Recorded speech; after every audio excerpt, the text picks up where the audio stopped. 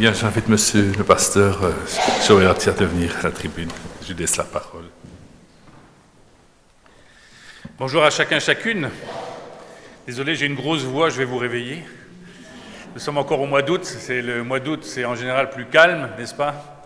Mais la parole de Dieu est là pour nous réveiller les uns les autres, dimanche après dimanche, et je dirais même jour après jour et matin après matin, n'est-ce pas? Recevez toutes mes salutations et toute ma joie aussi de vous retrouver ce matin. Je vais vous raconter une petite histoire qui est arrivée, non pas à moi, mais à une de mes amies qui travaille pour British Airways, une compagnie d'aviation. Elle est de permanence un dimanche et elle est là pour les VIP, les personnes importantes qui ont besoin d'un billet et qui peuvent avoir leur billet directement le dimanche, elle est sur Lyon. Et voilà qu'on l'appelle et une personne avec un fort accent africain lui dit que la personne a besoin d'un billet pour pouvoir retourner sur un pays africain, je crois que c'était le Cameroun. Et donc, elle dit à la personne, mais écoutez, est-ce que vous avez un numéro spécial? Oui, oui, j'ai un numéro spécial, elle donne le numéro spécial, effectivement, donc elle peut délivrer le billet. Et la voilà un dimanche après-midi, à 2 heures de l'après-midi, en train d'attendre quelqu'un pour lui donner son billet. Il y a bien sûr des gens qui passent devant l'agence British Airways et tapent à la fenêtre et la voient qu'il y a quelqu'un dedans, dit non, non, non, non, non, non, non, non. Et puis à un moment, il arrive une personne qui tape à la fenêtre, qui insiste, qui a besoin de son billet. Alors il finit par ouvrir et dit excusez-moi, je suis là pour attendre, pour donner un billet à quelqu'un de particulier, une personne importante qui a un abonnement spécial, qui peut avoir son billet. Et la personne lui répond avec un fort africain, mais c'est moi que vous attendez. Et cette personne-là, elle est blanche, plus blanche que blanche, et rouquine. Et elle explique, je suis fils de missionnaire, nous sommes la 2e génération à vivre au Cameroun et nous avons pris l'accent local, c'est normal. Et alors ma sœur qui a un discours, on s'est rendu compte, elle est chrétienne, elle se rend compte qu'elle a affaire aussi à un chrétien, lui dit, ah ben, excusez-moi parce que je ne m'attendais pas à ça. Je ne m'attendais pas à avoir un rouquin blanc de chez blanc avec un accent fort africain. Pourquoi je vous raconte cette histoire-là? Parce que souvent nous essayons de formater les choses devant nous. Nous avons une idée toute faite de ce que doit être telle ou telle personne ou tel individu devant nous. Et en particulier, nous avons appris assez rapidement à nous définir les uns les autres en fonction de certains critères. Ainsi, qu'est-ce que c'est qu'un bon chrétien? Qu'est-ce que c'est qu'un chrétien véritable? Nous serions peut-être habitués à l'encadrer dans un certain style de vie, une certaine manière de vivre. Si quelqu'un rentre dans la salle et qu'il va venir avec peut-être, je ne sais pas moi, des tatouages de la tête aux pieds, de partout, est-ce qu'on le considère comme chrétien ou pas? Eh ben, c'est une question qui peut se poser. Ou bien quelqu'un qui vient avec des cheveux très longs ou habillé d'une manière particulière. Il semblerait que nous ayons pris une habitude de certains codes pour pouvoir définir ce qui est chrétien et ce qui ne l'est pas. Ou ce qui l'est mieux ou ce qui l'est moins. Ça vous arrive des fois? Aussi, autre chose, lorsque nous croisons quelqu'un, nous lui demandons, tu viens de quelle église? Et alors il va nous dire, je ne sais pas, je viens de l'église de Pentecôte. Il fait, ah, c'est pas tout à fait comme chez nous. C'est pas la même chose. Hein, Et vice-versa, hein, c'est valable dans tous les sens. Hein. Ou ce genre de questions qu'on peut poser, on peut vous poser quand vous arrivez dans une église, on va vous dire, bonjour, est-ce que vous parlez en langue? Est-ce que vous êtes baptisé du Saint-Esprit? Là, vous avez une demi-heure, là, parce qu'on va vous expliquer un petit truc, comment nous on appréhende les choses. Nous avons ainsi une habitude de classifier et de mettre les gens dans une certaine fenêtre, dans une certaine boîte. Et c'est ce qui se passe également à l'église de Colosse, dans le texte que nous allons prendre dans un instant. Nous aimons bien caractériser, nous serons au chapitre 2 pour ceux qui cherchent, chapitre 2 des Colossiens dans un instant. Comment caractériser ce qu'est un bon chrétien? Comment on peut dire que quelqu'un est fidèle, consacré, qu'il est quelqu'un à qui on peut confier quelque chose? Par exemple, est-ce qu'il est bien présent tous les dimanches? Un bon chrétien, c'est quelqu'un qui est là au moins à 90%, 95% si c'est possible. Si c'est 100%, alors là, on est bluffé. Ou bien, est-ce qu'il est bien là à Pâques et à Noël? Il y a des petits critères comme ça qui font qu'on essaie de définir ce que c'est qu'un chrétien. Aussi, autre chose, on demande à la personne si elle est baptisée. On lui demande tel ou tel critère, telle ou telle manière de faire. Et ainsi, nous formatons petit à petit ce qui nous semble être un bon chrétien. On peut même lui poser la question, pourquoi tu fais le culte le samedi, le Shabbat? Et vous savez qu'il y a des juifs messianiques qui observent le Shabbat, le samedi. Est-ce que c'est bien on n'est plus sous la loi, n'est-ce pas? Alors le texte de Colossiens va nous apporter le même éclairage que nous pourrions avoir aujourd'hui. À l'époque, il y avait des chrétiens d'origine juive qui trouvaient qu'un bon chrétien, bien sûr c'est celui qui croit en Jésus-Christ, mais ce serait bien qu'il soit circoncis. Alors mesdames, vous n'êtes pas concernées, mais bon messieurs, j'essaie d'imaginer les gens à l'époque, ça devait être une sacrée expérience, quoi. Hein. Est-ce qu'il fallait être circoncis? Bonne question. Est-ce qu'on peut manger de tel ou tel aliment? Ça se discute, même chez les chrétiens non messianiques. Et ainsi, il y a des discussions qui se font, on essaie de placer certaines limites pour pouvoir redéfinir ce que c'est qu'un chrétien, un bon chrétien, quelqu'un qui serait dans une bonne marche. Il y en a même d'autres qui disaient, est-ce que tu viens de tel endroit? Est-ce que tu es de Paul? Est-ce que tu es de Pierre? Est-ce que tu es de Céph? Enfin, quelle est l'influence spirituelle qui ferait que telle personne ou telle personne serait un meilleur chrétien? Paul va leur rappeler simplement que la foi et notre identité ne se situent pas dans ce que l'on fait d'abord, mais dans ce que l'on est d'abord. Et j'aime bien l'expression dans ce que l'on est, parce qu'on peut le mettre N'(EST, ce que je suis. Mais ce que l'on est, c'est cette naissance que Dieu fait de nous, cette nouvelle naissance qu'il met en nous, qui fait que nous partons avec d'autres critères que ceux de ce monde dans lequel nous sommes, qui ne sont plus alors des critères ni légalistes, fais ceci, fais cela, ni des critères ascètes, ne fais pas ceci, ne fais pas cela, ni encore fais ce que tu auras suivant l'inspiration que tu as. Donc pas d'illuminisme. Il y a quelque chose qui se trouve au milieu de tout ça, qui va nous définir, nous, qui nous sommes, quelle est notre identité, ce qui va nous permettre alors de voir que notre famille est beaucoup plus grande, mais plus encore, ce qui va nous permettre de voir l'œuvre de Christ continuer à la fois dans nos églises, mais aussi en nous-mêmes et dans nos familles. Lisons ensemble ce texte qui se trouve dans le chapitre 2 de Colossiens. Nous lirons à partir du verset 8, et nous irons jusqu'au chapitre 3, verset 4. Faites attention que personne ne vous prenne au piège de la philosophie, par des tromperies sans fondement qui s'appuient sur la tradition des hommes, sur les principes élémentaires qui régissent le monde, et non sur Christ. En effet, c'est en lui qu'habite corporellement toute la plénitude de la divinité. Vous avez tout pleinement en lui, qui est le chef de toute domination et de toute autorité. C'est en lui aussi que vous avez été circoncis, d'une circoncision qui n'est pas faite par la main de l'homme, mais de la circoncision de Christ, qui consiste à vous dépouiller du corps de votre nature pécheresse. Vous avez en effet été ensevelis avec lui par le baptême, et vous êtes aussi ressuscités en lui et avec lui par la foi en la puissance du Dieu qui l'a ressuscité. Vous qui étiez morts en raison de vos fautes et de l'incirconcision de votre corps, il vous a rendus à la vie avec lui. Il nous a pardonné toutes nos fautes. Il a effacé l'acte rédigé contre nous qui nous condamnait par ses prescriptions et il l'a annulé en le clouant à la croix. Il a ainsi dépouillé les dominations et les autorités et les a données publiquement en spectacle en triomphant d'elles par la croix. Que personne donc ne vous juge au sujet du manger ou du boire, ou à propos d'une fête, d'un nouveau mois ou d'un sabbat. Tout cela n'était que l'ombre des choses à venir, mais la réalité est en Christ. Que personne, par son goût d'une fausse humilité et du culte des anges, ne vous prive de la victoire. Plongé dans ses visions, un tel homme est sans raison, enflé d'orgueil, sous l'effet de ses pensées toutes humaines. Il ne s'attache pas à celui qui est la tête, c'est pourtant d'elle que tout le corps bien nourri et solidement assemblé par ses articulations et ses liens tire la croissance que Dieu donne. Si vous êtes morts avec Christ aux principes élémentaires qui régissent le monde, pourquoi, comme si vous viviez dans le monde, vous soumettez-vous à toutes ces règles? Ne prends pas, ne goûte pas, ne touche pas. Elles ne concernent que des choses destinées à disparaître dès qu'on en fait usage. Il s'agit bien là des commandements et d'enseignements humains. Ils ont en vérité une apparence de sagesse, car ils indiquent un culte volontaire de l'humilité et le mépris du corps. Mais ils sont sans aucune valeur et ne servent qu'à la satisfaction personnelle. Chapitre 3. Si donc vous êtes ressuscités avec Christ, recherchez les choses d'en haut, où Christ est assis à la droite de Dieu. Attachez-vous aux réalités d'en haut et non à celles qui sont sur terre. En effet, vous avez connu la mort et votre vie est cachée en Christ, en Dieu, avec Christ en Dieu. Quand Christ, notre vie, apparaîtra, alors vous apparaîtrez avec elle, avec lui, dans la gloire.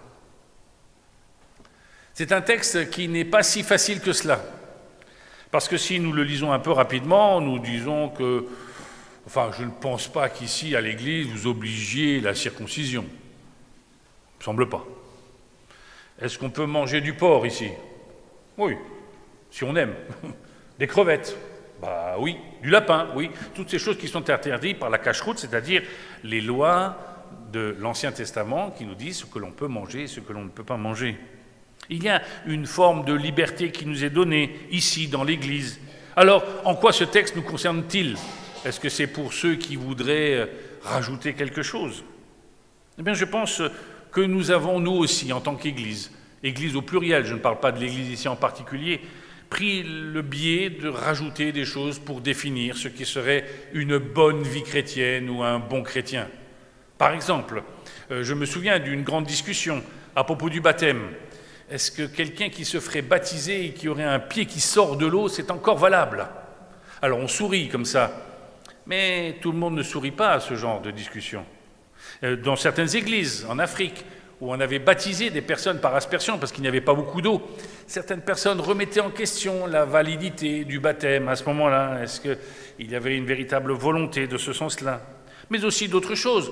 Par exemple, est-ce que les projets de l'Église sont dictés par la prière, par la recherche devant Dieu de ce qui est juste, ou est-ce que c'est par l'équilibre financier que nous faisons et que nous donnons chaque année au bilan? Nous pourrions encore aller plus loin en se posant la question si la question du jugement dans nos églises est quelque chose qui est vraiment mis sous le regard de l'amour de Dieu. Il y a un texte dans Jacques qui nous dit de ne pas juger l'autre. Cela ne veut pas dire qu'il ne faut pas dire à l'autre qu'il est fautif, mais d'essayer de ramener la personne à Christ. Nous voyons dans la première aux Corinthiens quelqu'un qui couche avec sa belle-mère. Dans la deuxième aux Corinthiens, nous voyons qu'il est revenu au Seigneur, car le but de Paul n'était pas d'exclure cette personne, mais de la ramener. Le jugement dans la Bible, il est réservé à Dieu, à lui seul, ce privilège-là. À nous de pouvoir ramener ceux qui sont dans une erreur de chemin. Il y a aussi d'autres choses dans nos églises, comme par exemple parler du bon vieux temps, comme si le bon vieux temps était toujours un si bon temps. Je me souviens d'une personne en train de dire du temps de monsieur machin, du temps de monsieur machin. Et il y avait une autre personne du même âge que lui qui avait passé les 70 ans qui disait « le bon vieux temps, c'était aussi des grandes difficultés, des grandes épreuves, des moments de déchirement ». Il fut une époque dans nos églises où une femme qui venait avec un bijou ou avec un maquillage était chassée, était repoussée. Aujourd'hui, nous sommes aussi des fois dans un attachement immodéré à la liturgie. S'il n'y a pas tel ou tel point, telle ou telle chose, regardez, on n'a plus de rétroprojecteur, on y a réussi. Mais nous pourrions tellement être d'un seul coup dépendants de telle ou telle habitude, comme une béquille sur laquelle nous accrocher, nous appuyer, pour pouvoir faire et dire que telle ou telle personne est un bon chrétien, ou même se dire soi-même que nous sommes de bons chrétiens parce que nous avons acquis cette cahier de charge. J'ai noté encore 2-3 choses. Notez par exemple l'idée du pardon et de la bienveillance. Pratiquer cela dans notre Église, n'est-ce pas quelque chose de révolutionnaire aujourd'hui? Peut-être aussi d'autres problèmes, comme par exemple dire que tout ce qui est jeune n'est pas mûr et tout ce qui est vieux est trop mûr. Non, pardon, vous comprenez ce que je veux dire. Nous avons acquis dans nos églises avec l'époque, avec aussi le confort de nos vies, avec l'habitude de dire que telle ou telle personne prenne sa place. Je viens d'une église que vous connaissez indirectement peut-être. Vous connaissez Alfred Kuhn, qui était un de mes anciens, qui est un écrivain de nombreux livres, qui est décédé il y a quelques années. Dans l'église où nous étions, on a dû élire de nouveaux anciens et de nouveaux diacres. Et alors que j'avais 16 ans à l'époque, donc ça remonte à pas mal de temps, il y avait une discussion qui s'est passée à un moment, on était en train de voir pour élire les personnes, c'était une église qui était composée essentiellement d'enseignants à la base, professeurs, instituteurs, et des gens qui avaient une certaine formation, et à un moment, juste avant de passer au vote, je vois encore mon ami Marc lever le bras, qui avait une dizaine d'années de plus que moi. Il était mécanicien chez Renault, je m'en souviens encore. Et il lève le bras et dit, il était antillais, avec son accent succulent d'antillais, il dit, j'aimerais savoir, pour être ancien, il faut être blanc et il faut être avec des diplômes ou bien ça dépend de la prière. Et je vois un de mes anciens qui est décédé aujourd'hui, mais qui était le papa de mon témoin de mariage, et qui s'élève et qui dit « Nous sommes entrés dans la tradition ». Il a refermé la Bible, il a tout refermé, il dit « Nous allons maintenant passer 1 heure à prier.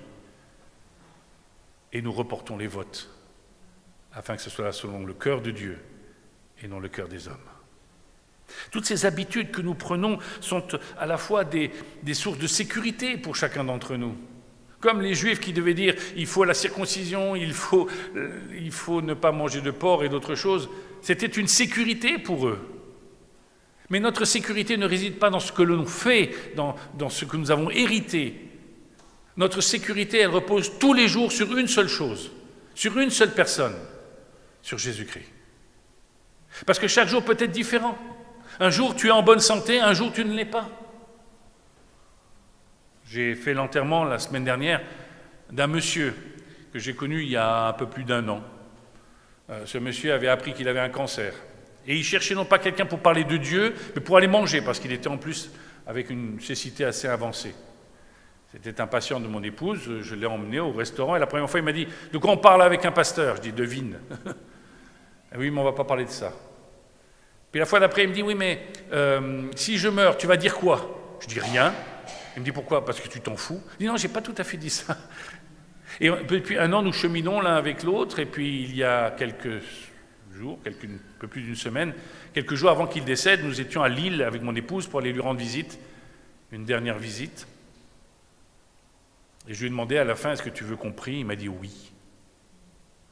Tout un cheminement, un jour tu es bien, un jour tu ne l'es pas. Il y a 1 mois, on faisait un projet de partir en vacances, et le mois d'après, on ne le fait plus. Notre sécurité ne réside pas dans nos projets ou dans notre porte-monnaie, ou dans la qualité des murs de notre maison.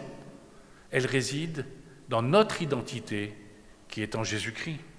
Le texte nous le dit. Je le répète, faites attention que personne ne vous prenne au piège de la philosophie par des tromperies sans fondement qui s'appuient sur la tradition des hommes, sur les principes élémentaires qui régissent le monde, et non sur Christ. Nous prenons vite l'habitude de vivre avec, de faire ceci ou de ne pas faire cela, ou d'évaluer telle ou telle situation. Nous ne sommes pas mieux que les gens dans ce monde qui font une évaluation morale de leur environnement. Et il y a beaucoup de gens non-croyants qui ont une vie morale meilleure que la nôtre. La différence, c'est que nous comptons, nous, non pas sur nous-mêmes, mais sur Christ. Et comme dit Paul, Christ qui vit en nous. Non pas à l'extérieur, comme quelqu'un qui nous donne des ordres sur ce qu'il faut faire, mais en nous, pour nous rappeler qui nous sommes et pourquoi nous sommes là. Ainsi, si je ne mange pas ceci, ou si je ne bois pas cela, ou si je fais ceci, ou si je fais cela, cela vient d'une forte conviction intérieure, de l'Esprit Saint qui nous parle de l'intérieur, qui nous corrige encore et aujourd'hui, qu'on ait 15 ans, ou qu'on ait 8 ans, ou qu'on en ait 80, ou 90, 90, suivant qu'on est en France ou en Belgique. Il est important de nous rappeler qui nous sommes, plutôt que ce que nous faisons. Ne gardons pas les yeux sur ce que nous faisons chaque jour, mais pour qui nous le faisons, et en qui nous le faisons, et par qui nous le faisons. On nous parle dans le texte de philosophie. Je pense qu'il y a peu de personnes ici qui philosophent au sens propre du terme. Mais la philosophie, c'est juste transférer l'amour qu'on pourrait avoir pour Dieu à un amour pour la sagesse des hommes, sur ma manière de vivre. Finalement, je ne suis pas si mal que cela. Rappelez-vous cette prière dans la Bible de cet homme qui regarde le pharisien, qui regarde l'homme qui prie et qui dit « Je suis un pécheur » et l'autre qui dit « Heureusement que je ne suis pas comme lui ». Nous ne vivons pas en nous comparant, ni en ayant un barème de vie qui ferait que nous soyons méritants de quelques points et d'un poster de Dieu à la fin de notre vie. Comme des fois dans les écoles, on distribue des bons points à la fin de la classe. Nous sommes aujourd'hui, chacun d'entre vous, si vous avez accepté Jésus-Christ, en route pour l'éternité, déjà dans cette éternité avec Dieu. Passage obligé de la mort à un moment, mais passage qui n'est qu'un passage parce que Christ vit en nous et nous a communiqué sa vie éternelle. Philosophie. Amour de ce monde et des valeurs d'une certaine morale. Excuse pour mettre en avant notre intelligence plutôt que l'éclairage de Dieu. On peut se tromper et dévier sur plusieurs années. On peut être sûr d'avoir certaines lectures de la Bible et petit à petit nous en éloigner. Tout simplement parce qu'on s'éloigne de la parole et on se rapproche de notre intelligence et de notre souvenir. Un vieux monsieur me pose la question en arrivant à l'église, dans l'église où j'étais en France, pasteur. Il arrive, il dit, vous faites quoi comme étude biblique? On est dans Éphésiens. Je dis, il me regarde, il me fait, je connais. Je dis, moi aussi. Oui, mais je connais, je ne viendrai pas. Il dit, moi, ça fait des années que je l'enseigne et je ne me lasse pas. Lorsqu'on commence à se lasser de la parole de Dieu, quand on commence à croire qu'on la connaît, c'est à ce moment-là qu'on passe de l'intelligence donnée par Dieu à l'intelligence que nous retenons des hommes. Tradition. Nous faisons les choses par habitude. Voir quelqu'un qui arriverait ici, qui aurait d'autres habitudes. Imaginez quelqu'un qui se lève et applaudisse ou dit Alléluia, au lieu de dire Amen, ou Amen au lieu de dire Alléluia. Ou les deux, allez, pourquoi pas? Quelle serait notre réaction? Ce n'est pas notre identité, ce n'est pas comme ça que nous faisons. J'ai travaillé au Tchad, depuis quelques jours, je trie des photos, je suis retombé sur des photos du Tchad. Et je me rappelle mes frères tchadiens me dire « T'es plus tchadien que nous ». Et je dis « Mais je n'ai pas à importer mes habitudes de France vers le Tchad, je dois me faire là où je suis ». C'est ce que nous dit l'Écriture aussi, se faire tout à tous, mais aussi se le faire aussi dans l'Assemblée aujourd'hui. Notre Assemblée aujourd'hui est multicolore. Et demain, elle peut être pluricolore, arc-en-ciel, que sais-je, toutes sortes de couleurs qui peuvent se rajouter. Des jeunes, des vieux, des gens de différentes origines. Je fais des camps de jeunes. Et des fois, au début du camp de jeunes, je viens d'en finir un le mois dernier, il y a des jeunes qui viennent me dire, tu sais Joël, je suis chrétien, mais j'ai des pulsions homosexuelles, mais je ne peux pas en parler à l'église. Parce que si je dis ça, on va me traiter de tous les noms. Je dis ok, je note. Je prends en considération ta sensibilité, mais aussi ta lutte, ta particularité, ta manière de vivre.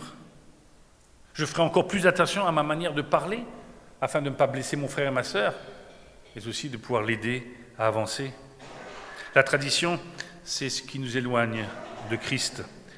C'est ce qui permet à l'Église de tenir jusqu'au dernier vivant, puisque les gens ne vivent plus de Christ, mais vivent de manière humaine. Alors, avant de passer à la deuxième partie de ce texte que vous avez lu avec moi, je vous cite Calvin. Calvin, ce réformateur, disait la chose suivante. Chaque fois qu'on rajoute quelque chose à l'œuvre de Christ, on enlève quelque chose à l'œuvre de Christ. Je répète, chaque fois qu'on rajoute quelque chose à l'œuvre de Christ, on enlève quelque chose à l'œuvre de Christ. Parce que l'œuvre de Christ est suffisante. Elle est suffisante. Quand quelqu'un me dit qu'il donne sa vie au Seigneur, je l'accompagne.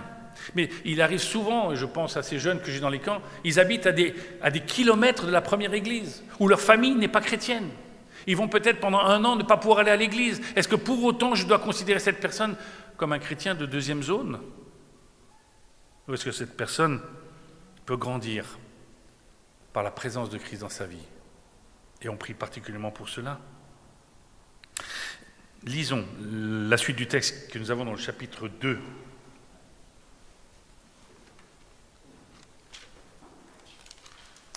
En effet, c'est en lui qu'habite corporellement toute la plénitude, on parle de Jésus, de la divinité. Vous avez tout pleinement en lui, qui est le chef de toute domination et de toute autorité. C'est en lui aussi que vous avez été circoncis, d'une circoncision qui n'est pas faite par la main de l'homme, mais de la circoncision de Christ qui consiste à vous dépouiller du corps et de votre nature pécheresse. Vous avez en effet été ensevelis avec lui par le baptême, et vous êtes aussi ressuscités en lui et avec lui par la foi en la puissance de Dieu qui l'a ressuscité.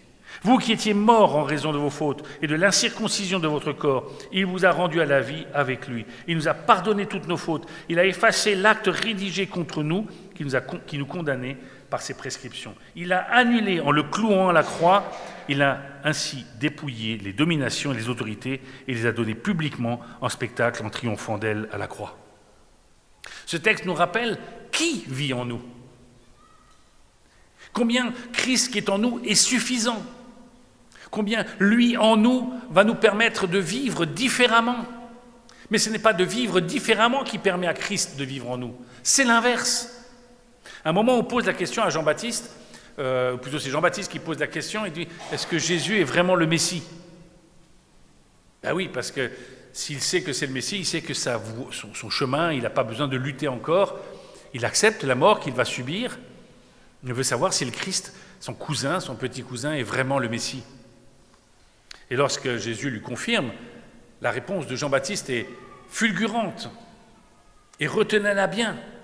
Il faut qu'il croisse et que je diminue. Il n'a pas dit « il faut que je diminue et qu'il croisse ». Il a dit « il faut qu'il croisse et que je diminue ». Ainsi, ce n'est pas mes œuvres, ce n'est pas tout ce que je peux faire, moi, qui me permettra alors de changer. C'est ce que Dieu peut faire en moi qui va me permettre de changer et de changer ma manière de vivre et ma manière d'être au plus profond de moi. Ainsi, ce n'est pas « fais ceci ou fais cela » qui pourra me motiver, c'est « qu'est-ce qui plaît à Dieu, à celui qui est pleinement en moi ?» Tout ce qui peut être comportement secret de votre vie personnelle, pas seulement ce qu'on pourrait penser sexuel, mais aussi tout ce qui pourrait être orgueil, tout ce qui pourrait être mauvaise pensée pour l'autre, jalousie. Toutes ces choses-là peuvent être maîtrisées par Christ qui grandit, qui croit en chacun d'entre vous. Dans ce texte, il nous a rappelé qui est Jésus-Christ. Certains le voient des fois comme le petit bébé ou celui qui est sur la croix ou dans les bras de Marie. Nous croyons ici, il nous est dit qu'il est le Dieu puissant. Dieu puissant. Dieu puissant non pas pour envoyer la foudre sur les autres, mais pour nous transformer. Qui a besoin d'être transformé ici? Est-ce qu'il y en a qui osent lever le bras? Moi, j'ose lever le bras. J'ai besoin d'être transformé, non pas par ce que je fais, mais par Christ en moi qui me permettra de faire différemment. Ainsi, lorsque je ne fais pas ceci ou cela, ce n'est pas parce que je ne dois pas le faire, mais parce que je sais ce qu'il faut faire. La vie chrétienne n'est pas alors ni un non-mouvement, ni une agitation. Il est le Dieu puissant. On nous dit aussi qu'il a toute autorité. Et s'il a toute autorité, il a aussi autorité sur moi et sur ma propre vie. Il a autorité sur mes sentiments, il a autorité sur mon travail, il a autorité sur ma famille, il a autorité sur mon Église. Il a autorité en toutes choses, jusque dans le moins détail. Il a autorité sur la maladie, il a autorité sur l'amour que je peux avoir, il a autorité sur mon avenir. Cela change complètement ma manière de vivre, puisque je sais que je vis non plus pour moi, mais que je vis pour Christ. Cela veut dire alors que je n'ai pas peur du lendemain, ni des changements. Je peux être amené à changer d'un jour à l'autre, pour une raison ou pour une autre. Il y a quelques années, il y a plus d'une vingtaine d'années, nous avons perdu un petit garçon avec mon épouse. Et je me suis posé la question, est-ce que je peux encore être pasteur? Vous dites pourquoi? Parce qu'à un moment, je me suis posé la question sur qui était Dieu. Est-il encore bon? Puis-je le considérer comme quelqu'un de bon? Et j'ai posé la question à Dieu, parce que s'il y a quelqu'un à qui poser la question, c'est à Dieu. Je me rappelle un dimanche soir avoir dit à Dieu, écoute, pour l'instant, je ne sais pas si je peux continuer à être pasteur. Parce que je ne sais plus si tu es bon. Je n'arrive plus à distinguer qui tu es. Peut-être que la bonté, elle est dans d'autres choses. Et je ne souhaite à personne de perdre son enfant. 3 jours plus tard, le Seigneur m'a parlé de l'intérieur, m'a affirmé qu'il reste bon en toutes circonstances. Et je le crois d'autant plus aujourd'hui. Non pas il est bon parce que je reçois toutes ses bontés et parce que tout va bien, mais parce qu'il est bon dans sa nature et qu'il me restaure jour après jour, non seulement de ce que je peux vivre comme blessure, mais aussi des blessures que je peux infliger aux autres. Troisièmement, il nous donne une identité, parce qu'il nous donne vie. Il nous donne, en Christ, nous avons cette vie éternelle qui me permet alors de prendre les risques de la foi, de parler de lui, plutôt que de vouloir simplement agir comme un chrétien, mais d'être un chrétien, dans ce que je suis, dans ma manière de faire, avec mes faiblesses, en indiquant aussi que ces faiblesses, je les remets entre les mains de Dieu.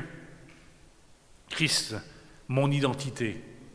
Ce qui fait que je peux prêcher chez vous, et comme je l'ai fait il y a quelques semaines, j'ai prêché dans une église apostolique, et puis dans une église pentecôtiste. Et dans 2 semaines, je prêche dans une église de frères. Pourquoi? Parce qu'à un moment, je ne me pose pas la question sur la forme, mais j'interroge les gens sur le fond. En qui crois-tu? Es-tu né de nouveau? As-tu reçu le pardon? Ce sont toutes ces questions-là qui sont révélées en Christ, car Christ n'est pas un moraliste, il est celui qui nous éveille à la vie éternelle, celui qui nous donne un éclairage, une lumière sur mon sentier, une manière de vivre devant moi et non pas dans le passé, reproduire les bonnes choses du passé ou créer de bonnes choses à l'avenir. Il y a tant de personnes qui se perdent autour de nous, nos voisins, notre boucher, la caissière au supermarché, que sais-je.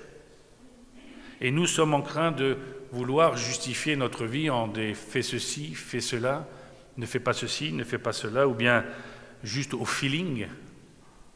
Dieu ne nous demande pas d'être des ascètes en faisant le minimum, ni de faire des choses particulières, comme le seraient les légalistes, ni d'être encore des illuminés, juste au feeling.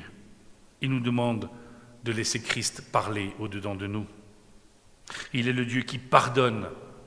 Il est le Dieu qui nous donne un avenir.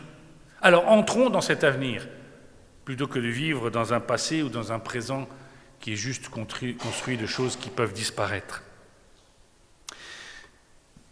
Le texte est bien présent. Si donc vous êtes ressuscités avec Christ, recherchez les choses d'en haut, où Christ est assis à la droite de Dieu. Attachez-vous aux réalités d'en haut et non à celles qui sont sur la terre.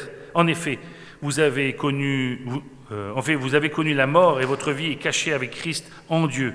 Quand Christ, notre vie, paraîtra, alors vous apparaîtrez aussi avec lui dans la gloire. Comment vivre cette identité en Christ ? Quand je vous demande votre nationalité, comment vous la prouvez? Comment vous faites? Vous faites rien, visiblement. Vous sortez votre pièce d'identité, non? Et dessus, il est marqué République de France, ou je ne sais pas, moi, République du Congo, ou bien que sais-je. Il y a quelque chose de marqué dessus, non? Et alors vous le montrez. Ce n'est pas votre lieu de naissance qui fait votre nationalité. C'est votre passeport, parce que vous pouvez être né je ne sais pas où et avoir une nationalité d'ailleurs. C'est ainsi que nous sommes. Nous sommes nés peut-être en Belgique, au Cameroun, au Congo, que sais-je, en France comme moi. Mais ma nationalité, ma nature, mon identité, elle est en Christ. Lorsque je dois parler de ma vie, ce sont celle qui est devant plutôt que celle qui est passée. J'ai dû faire un CV il n'y a pas longtemps, puis j'ai dû en discuter avec quelqu'un. C'était assez amusant, parce que la personne me disait « je ne pensais pas qu'un pasteur pouvait faire autant de choses ». Je dis « oui, en fait, le dimanche matin, on prêche, puis après, on dort. Parce que souvent, il faut se réserver pour le repas, on est souvent invité, alors c'est gras, donc on dort. Puis on fait un peu de sport aussi avec les collègues, parce qu'on s'ennuie tout le reste de la semaine. Puis de temps en temps, on fait une étude biblique, alors on prend celle des autres, on copie, comme ça, de toute façon, c'est toujours la même chose, la Bible, n'est-ce pas? Non, c'est pas ça, la vie chrétienne. La vie chrétienne, c'est se plonger, reprendre le texte, celui de Colossiens, relisez celui de ce matin. Rentrez chez vous, ne vous dites pas, ça y est, je sais, je connais Colossiens, chapitre 2, verset... Non, vous ne le connaissez pas. Il y a des choses beaucoup plus riches qui peuvent être apportées en étude biblique, qui peuvent être apportées en message beaucoup moins, parce qu'on a un temps limité. On n'a que 3 heures. Enfin, je n'étais pas au courant, mais voilà. Il est important de prendre du temps, comme nous dit le texte, de rechercher les choses d'en haut. Les choses ne sont pas évidentes. C'est lorsque nous entrons dans la tradition que les choses deviennent... on sait d'avance ce qui va se passer. Lorsqu'on recherche, lorsqu'on creuse, lorsqu'on voit d'un seul coup comment Dieu travaille les cœurs. J'ai eu la joie de pouvoir faire 3 mariages et 2 baptêmes, là, ces 2 derniers mois. Les 2 baptêmes étaient formidables. 2 jeunes filles, 2 sœurs. C'est la plus jeune qui a ramené sa grande sœur au Seigneur. Mais la grande sœur ne le savait pas jusqu'au jour du baptême. Elles se sont fait baptiser ensemble. La grande sœur ne savait pas que c'est la petite qui l'avait ramenée. Mais lorsqu'elles sont liées, elles se sont embrassées l'une l'autre, 20 ans et 17 ans. Elles sont chacune en recherche jour après jour. Elles veulent en savoir plus. Et la grande a dit, c'est lorsque j'ai cru savoir que je me suis perdu et me suis éloigné. Et la petite a dit, moi j'ai l'impression de jamais savoir, c'est pour ça que je continue à chercher. Alors elles cherchent ensemble. Et je m'en réjouis. Parce que pendant la préparation de baptême, dont je suis un peu particulier comme baptême, je fais une préparation de baptême avec les parents et les frères et sœurs. Tant qu'à faire, on fait une... Voilà. Mais les deux plus jeunes à la maison demandent le baptême maintenant. Et cela a rapproché les parents des enfants. On fait un mariage, 2 mariages, 3 mariages. Oui, 2 enterrements. Ouais. Dans un des mariages, la personne qui s'est mariée est mariée depuis 20 ans, mais d'une manière civile. Une personne qui était au Seigneur, que je connais depuis 40 ans. Elle a d'abord suivi le Seigneur, puis elle s'est perdue petit à petit. Elle a eu des mariages malheureux aussi avec des chrétiens. Et puis elle a trouvé quelqu'un qui a voulu partager sa vie. Ils ont eu encore 2 enfants. Ils ont 5 enfants à tous les deux. Et il y a quelques mois, quelques années, 2-3 ans, une des personnes est revenue au Seigneur. La femme est revenue au Seigneur. Elle dit, je cherche. Elle a expliqué ça à son mari. Il dit, ben, écoute, tu cherches, mais moi je ne cherche rien. 1 an plus tard, il dit, puisque tu cherches, je vais chercher avec toi. Il est venu au Seigneur. Et leurs enfants sont venus au Seigneur. On ne trouve pas le Seigneur comme ça sur le bord d'un chemin ou par une habitude ou par une pratique d'aller à l'église. On y va parce qu'on a envie d'en parler, parce qu'on a envie de connaître, parce qu'on a envie de savoir qui est cette personne qui vit en nous, qui veut vivre en nous, qui veut nous animer. Et le mariage, c'était une manière de célébrer toute la famille, enfants et petits-enfants, déjà des petits-enfants, de pouvoir célébrer et dire « Seigneur, tu es bon, et nous voulons te rechercher jour après jour. » De ne pas dire « Oui, bon, bah, on est mariés depuis 20 ans, ça ne changera rien. » Tout peut changer. Aujourd'hui, tout peut changer si tu laisses Christ être ton identité. Si tu mets de côté, non pas les choses qui sont forcément mauvaises dans les habitudes de l'Église, mais dans ce coup, tu les soumets à Christ. Et tu te mets alors à suivre Christ, plus que suivre ton Église. Tous les pasteurs se doivent de suivre Christ, et ils le font la plupart du temps. Par contre, des fois, nous pouvons nous laisser surprendre et nous laisser influencer, et nous devenons les propriétaires de l'Église, et d'un seul coup, l'Église est menée par la tradition, que nous menons tous ensemble. Il ne s'agit pas de réformer l'Église tout le temps, ce serait triste. Il s'agit de nous réformer tout le temps, afin d'être toujours disponibles devant Dieu. Je vais lire avec vous juste un texte dans Éphésiens, chapitre 1. Ça aussi, notez bien ce texte qui est formidable, qui pour moi a été aussi un soutien. Éphésiens, chapitre 1, les premiers versets sont un rappel. On pourrait même le lire tous les dimanches, que ça ne me dérangerait pas. Chapitre 1 d'Éphésiens, versets 3 et suivants. Béni soit le Dieu et Père de notre Seigneur Jésus-Christ, qui nous a bénis de toute bénédiction spirituelle dans les lieux célestes en Christ. Je répète, béni soit le Dieu et Père de notre Seigneur Jésus-Christ, qui nous a bénis de toute bénédiction spirituelle dans les lieux célestes en Christ. Est-ce que vous le saviez, cela? Que nous sommes bénis de toute bénédiction? Rassurez-moi, vous dites-moi oui. Vous pouvez parler, hein, c'est pas dangereux, on ne vous entend pas au micro. Hein. Oui, vous êtes d'accord. Mais combien de fois nous disons « Béni soit Dieu », une prière ainsi? C'est une dynamique. C'est d'un seul coup se rappeler que nous prions quelqu'un qui est effectif tous les jours, même lorsque je ne m'en rends pas compte. En lui, Dieu nous a choisis avant la création du monde pour que nous soyons saints et sans défaut devant lui. Cela ne vient pas de nous, ce n'est pas notre comportement qui fait que nous sommes saints et sans défaut. C'est l'œuvre de Christ. Lorsque nous serons devant Dieu, nous ne pourrons pas lui dire, ben voilà, on a fait ceci, on a fait cela. Ça pourrait très bien qu'il dise, ah oui, mais ça, c'est pas ce que je t'ai demandé déjà, mais est-ce que tu as bien mis Christ en avant? On se voit un texte que nous connaissons bien, qui c'est le fou sur le sable a construit sa maison et le sage sur le roc. Vous connaissez ce texte dans Matthieu. Et il est pris dans un tas de versets où on nous dit qu'il y a des gens qui ont fait beaucoup de choses pour Dieu. Et lorsque d'un seul coup, ils viennent vers Dieu, Dieu leur dira « Je ne vous ai pas connus ». Vous savez pourquoi? Parce qu'ils n'ont pas construit sur Christ. Parce qu'ils n'ont pas cherché la volonté de Dieu. Est-ce qu'il y a des gens amoureux ici? Il n'y en a qu'un seul. Bon, c'est bon. Ça ne peut qu'augmenter. Hein. Voilà. Il n'y a qu'un seul qui est amoureux. Il y en a d'autres qui sont amoureux? Oui, voilà quand même. Et c'est parce que ta femme est à côté, c'est ça? Voilà, c'est obligé. Voilà. Mais quand on est amoureux, on fait un effort de volonté pour l'autre, n'est-ce pas? On cherche qu'est-ce qui pourrait lui faire plaisir. On ne trouve pas forcément, hein, mais on cherche. Vous voulez faire plaisir à Dieu? Combien de temps vous passez à chercher Dieu pour cela? Sa volonté. Rappelez-vous que dans notre Père, prière que Dieu nous a donnée, que ta volonté soit faite sur la terre comme au ciel.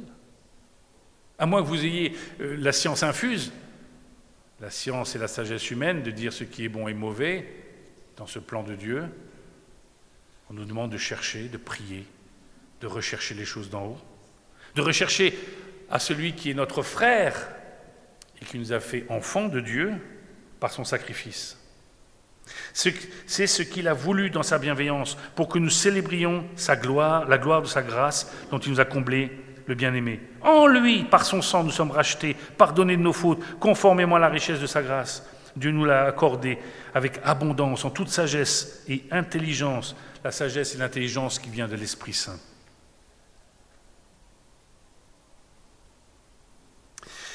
Il nous a fait connaître le mystère de sa volonté, conformément au projet bienveillant qu'il avait formé en Christ, pour le mettre à exécution lorsque le moment serait vraiment venu, à savoir de tout réunir sous l'autorité du Messie, aussi bien ce qui est dans le ciel que ce qui est sur la terre. En lui, nous avons été désignés comme héritiers, ayant été prédestinés, suivant le plan de celui qui met tout en œuvre conformément aux décisions de sa volonté, pour servir à célébrer sa gloire, nous qui avons par avance espéré dans le Messie. En lui, vous aussi, après avoir entendu la parole de la vérité, l'évangile qui vous sauve, en lui vous avez cru et vous avez été marqués de l'empreinte du Saint-Esprit qui avait été promis.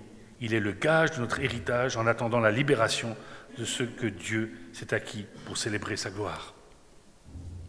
Je vous rassure, nous arrivons petit à petit à la fin de notre message d'aujourd'hui.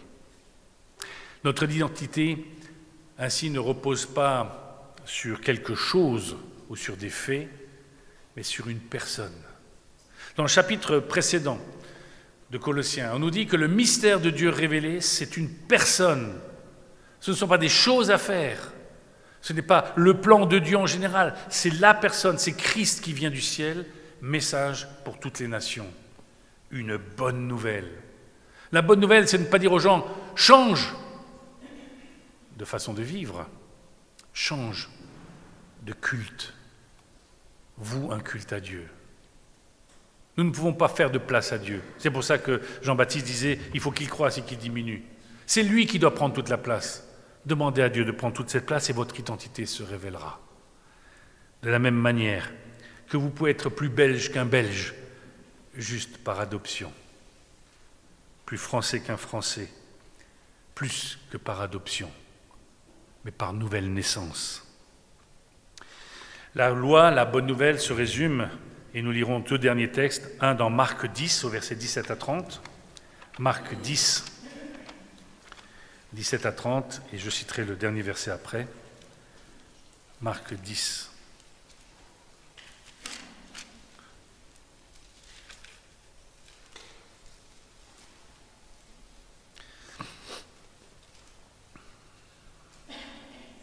Comme Jésus se mettait en chemin, un homme accourut et se jeta à genoux devant lui. « Bon maître, lui demanda-t-il, que dois-je faire pour hériter de la vie éternelle ?» Bonne question. Que dois-je faire?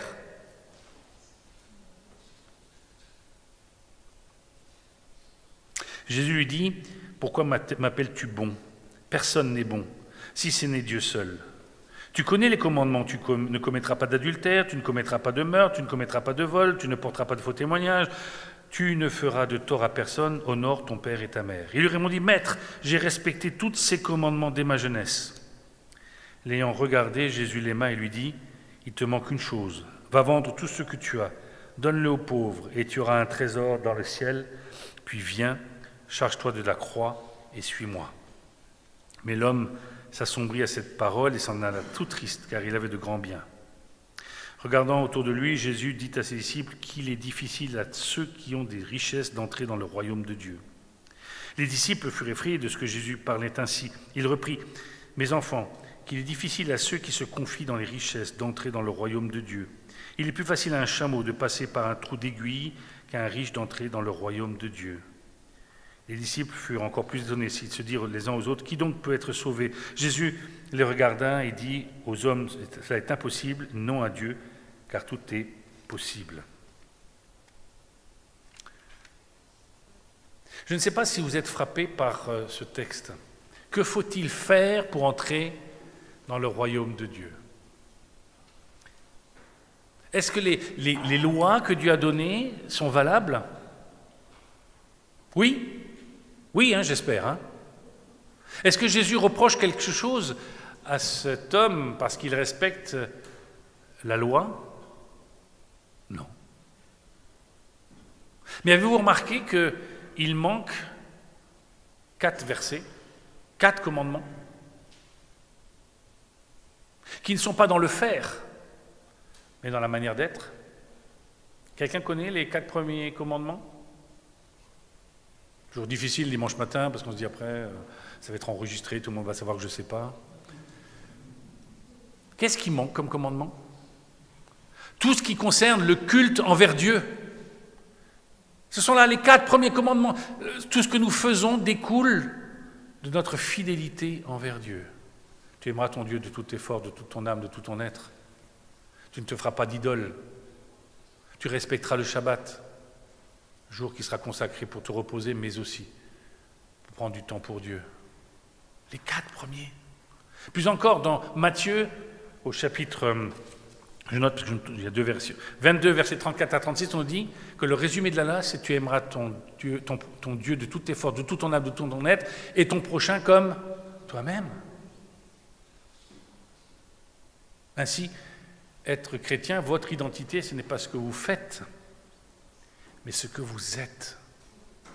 Et ce que vous êtes commence par l'observation de votre relation avec Dieu. On peut cacher des choses en s'agitant. On peut donner l'impression d'être chrétien. Mais on ne peut pas changer, vous le savez, l'état que vous avez entre vous et Dieu. C'est pourquoi je vous encourage aujourd'hui, plus que jamais, à rechercher la face de Dieu, à rechercher sa volonté pour vous, afin que ce ne soit pas par une sagesse toute humaine ou une tradition, comme le dit le texte en résumé, mais par la présence de l'Esprit Saint dans votre vie, la présence de Christ dans votre vie, que ce que vous faites puisse être alors une bénédiction pour les gens qui sont autour de vous. Je prie que nous puissions être plus que jamais dans un temps devant Dieu pour sa gloire et pour l'éternité. Prions. Seigneur, nous devons avouer que nous sommes souvent dans le faire plutôt que dans l'être. Nous essayons de démontrer que nous sommes chrétiens par ce que nous sommes et non pas par parce que nous faisons plutôt que parce que nous sommes. Te prions, Seigneur, afin que tu nous évites les pièges du légalisme, faire comme ci, faire comme ça. Tu nous évites les pièges de l'ascète qui dira « ne fais pas ci, ne fais pas ça ». Que tu nous donnes, Seigneur, de ne pas être des illuminés, ou c'est nous-mêmes qui nous éclairons avec la sagesse de ce monde. Mais au contraire, Seigneur, que tu puisses être notre identité. Que nous puissions nous accueillir les uns les autres, parler de l'essentiel, et que nos cultes puissent être toutes dédiés à ta gloire seule. Au nom de Jésus-Christ. Amen. En hébreu, quand on se salue, quand Jésus saluait les autres, quand il salue un homme ou une femme, ce n'est pas tout à fait la manière de faire, même mot, mais c'est « mashlomer » ou « mashlomcha », qui veut dire « comment va ta paix ». Il ne demande pas si on est en paix l'un avec l'autre. Es-tu en paix avec Dieu? C'était la manière de se saluer. Que nous puissions nous saluer non pas comme un jugement en disant « comment est ta paix ?» mais au contraire, je voudrais t'encourager à être en paix avec Dieu. Car ton identité, c'est être en paix avec Dieu et que tu sois alors un agent, un pourvoyeur de cette paix autour de toi. Amen.